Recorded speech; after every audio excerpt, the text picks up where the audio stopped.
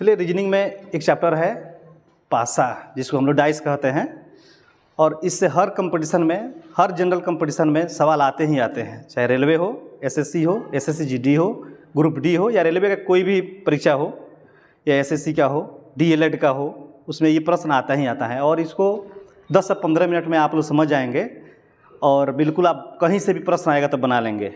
आइए, तो पासा जो होता है मुख्य रूप से 3 प्रकार के होते हैं।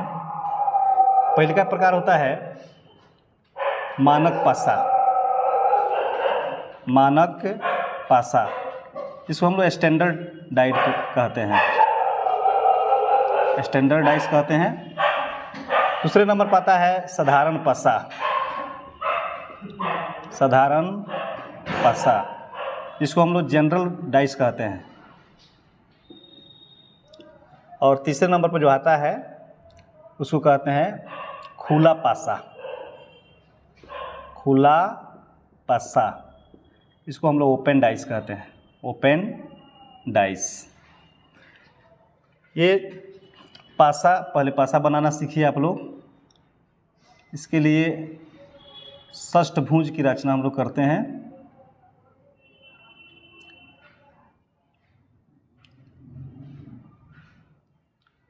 और ऐसे इसको मिला देते हैं।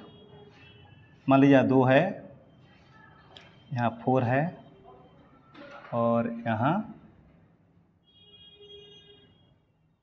1 है। तो ये पहले हम लोग पढ़ेंगे इसको, मानक पासा क्या है। मानक पासा, जैसे हम लोग लूडो खेलते हैं, तो लूडो जो खेलते हैं वो मानक पासा ही होता है। अगर ऊपर 1 आता है तो उसके निचले सतह में देखेंगे तो 6 होगा। अगर ऊपर 5 आता है तो निचले सतह में देखेंगे तो 2 होगा। क्योंकि मानक पासा जो होता है उसके दोनों सतहों का योग जब जोड़ेंगे तो हो जाएगा 7 हो जाएगा। तो जैसे ये मैंने बनाया है, ये मानक पासा है। और कैसे पहचानेंगे कि मानक पासा है अथवा साधारण पासा है? तो इसको पहचानने का एक ही तरीका है। यदि 3 सतह हमको दिखाई पड़ता है, 3 सतह के किसी 2 सतह का योग यदि 7 नहीं हुआ तो हम समझेंगे कि यह मानक पासा है। अगर 7 हो जाता है तो वह फिर मानक पासा नहीं होगा।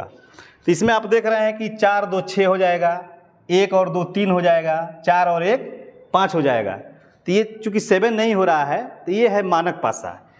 और इसमें 2 के अपोजिट जो होगा ये 5 होगा, चूँकि दोनों को जोड़ने पर 7 होना चाहिए।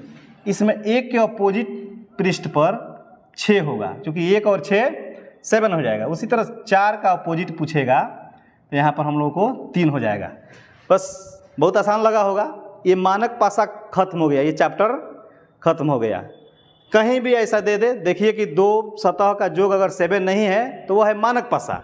और मानक पासा है तो पूछता है कि 2 के अपोजिट क्या है, 4 के अपोजिट सतह पर क्या है।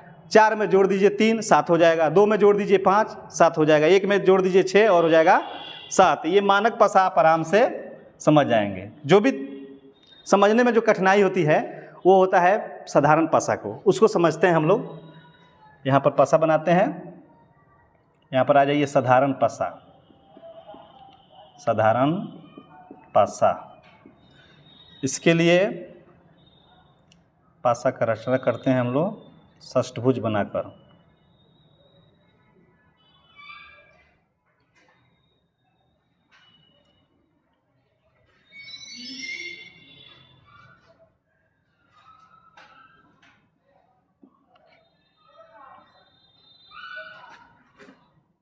देखिए दोस्तों, ये जैसा कि मैंने कहा कि अगर किसी 2 सतह का योग, किसी 2 सतह को जोड़ने पर अगर 7 आ जाता है तो उसे कहेंगे हम लोग साधारण पासा।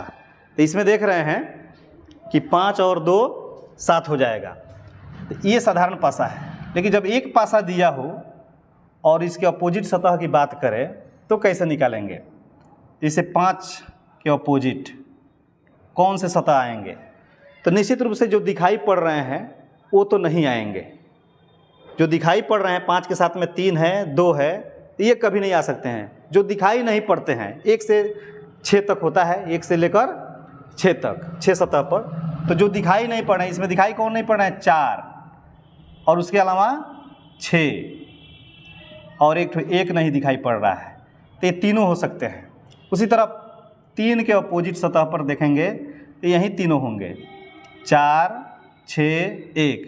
2 के विपरीत सतह पर पूछे तो वहीं जो दिखाई नहीं पड़ रहा है 4, 6, 1। अगर एक कोई पासा दे देता है और आप जान जाते हैं कि ये 5 और 2 7 ये साधारण पासा है, तो उसको डिफाइन ऐसे करेंगे, जब भी ऑप्शन में पूछेगा तो एक ही ऑप्शन में 3 दिया रहेगा अंक, यानी कि एक सतह के सामने 3 हो सकते हैं। कोई कन्फर्म इसमें ये बात नहीं है कि कन्फर्म यही होगा। हाँ, अगर इसी पासा को कहेगा कि 2 बार उछाला जाता है, तो चलिए देखते हैं। अगर इसी प्रारूप को 2 बार उछाला जाता है,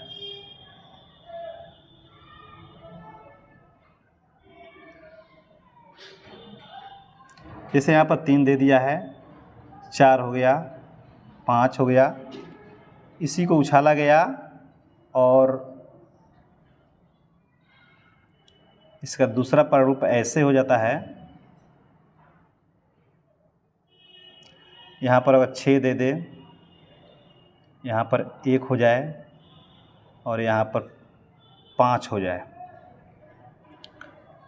और यहाँ पर कोई ज़रूरी नहीं है कि ये भी 7 हो, लेकिन यहाँ पर कुछ भी बना सकते हैं, यहाँ पर 2 भी बना सकते हैं।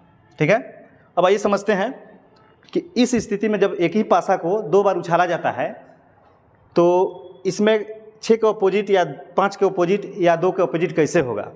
तो इसमें सबसे पहले हम लोग को देखना है कि ये साधारण पासा तो है, 4 और 3 क्या हो गया, 7 हो गया।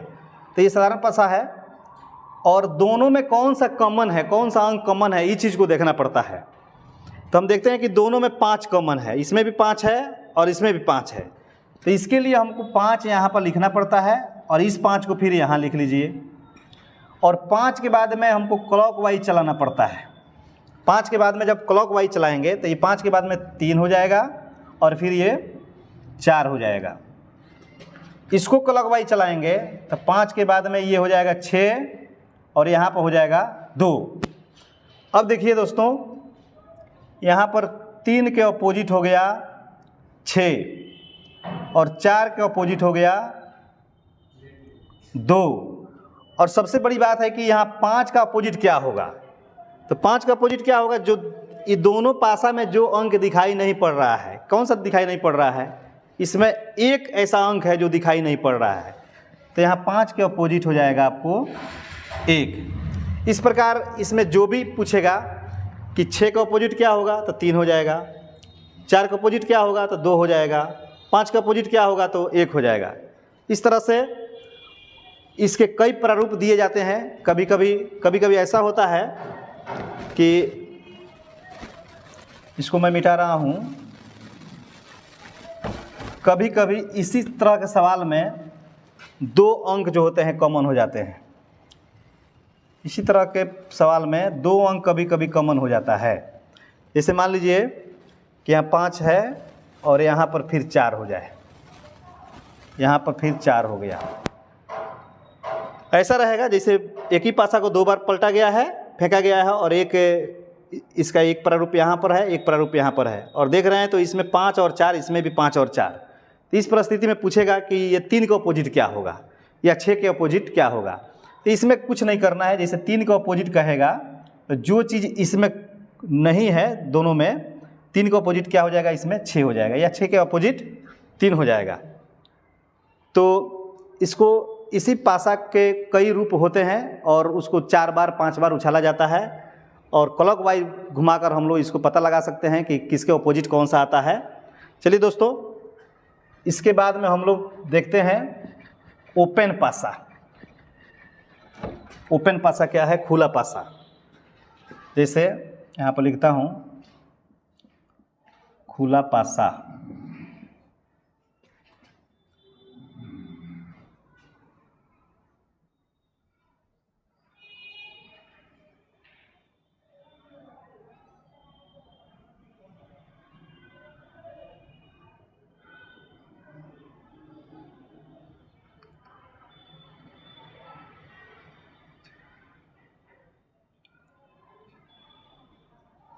एक 3 5 6 2 4, इसे कहते हैं हम लोग खुला पासा।